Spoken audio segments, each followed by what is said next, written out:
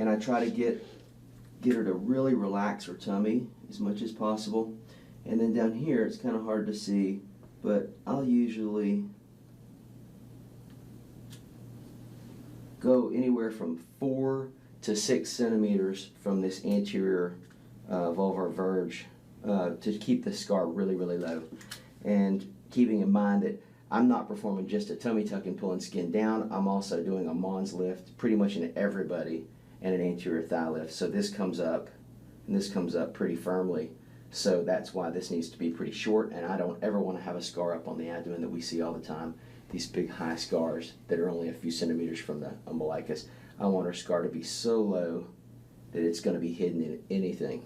So this is about 5 centimeters. And I use Dr. Lockwood's technique to determine how much of this Mons excess we have. So I just hold my hand steady, kind of right at the lower edge of the pannus, and then lift, and this really shows me kind of where the transition would be, or how much translocation of skin we're going to get. And she's not super ptotic, but she's got some. And then as far as how do you determine the lateral extent of the incision? And I get this question a lot. And what I like to do is I don't pinch right here and try to figure out where the pannus would be going lateral, because that's too high. So I'll usually grab under it a little bit, try to find a spot that wants to roll.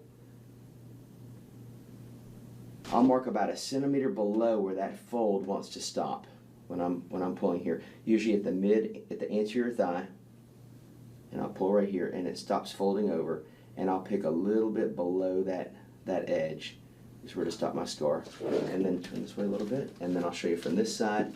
Same thing, I wouldn't want to do it here because that would be really high. So I'll go ahead and go under where I want to see kind of a natural fold, and we see that right here on her, and I'll go a little bit below that, and then I'll just measure these and see how close we get. And sometimes they're exact, and sometimes they're way off. And on hers, this side ended up being a little shorter. So I'll kind of reassess that. And now, so this is 20 centimeters from the midline, and this is 20 centimeters from the midline. So we're pretty even. Nobody's perfectly even as far as their skin.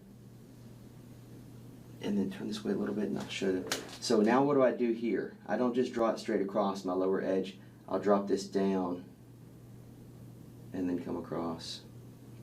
And the reason I do that right here and bringing this down is because this skin is being medially advanced. So as they heal, it wants to pull back a little bit. So if you medially advance this, and then as it heals, it pulls back, it drops the edges of your scar down. So if you don't correct for this now, this scar will end up being down, and this will show up in her bathing suit. So this, even though this looks like a curve now, when we're done it'll be straight because this skin's trying to go back. And then we'll just bring across. And then I just want to make sure that we're nice and even. A lot of people will have one pannus that's one side of the pannus is looser, and so I'll just correct for it, and I'll make sure that I've got the same amount of lift on each side.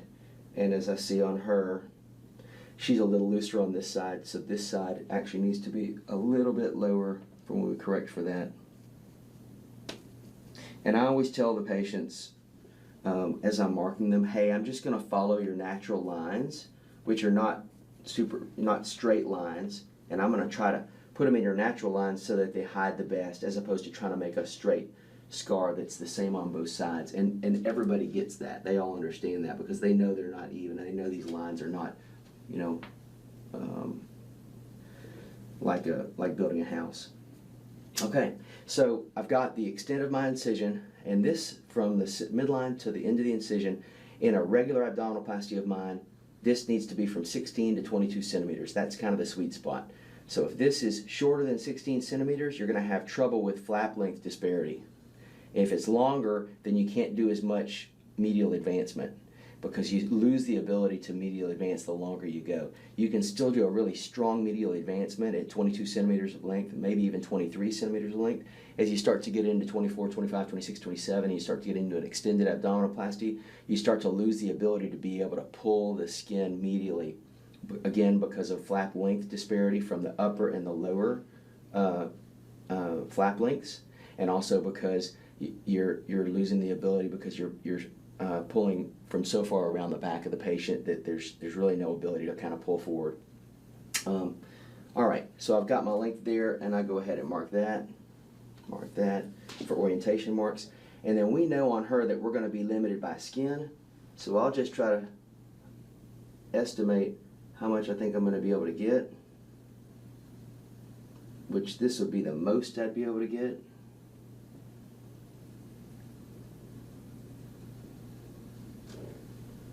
And I'm going to go ahead and kind of bring that in.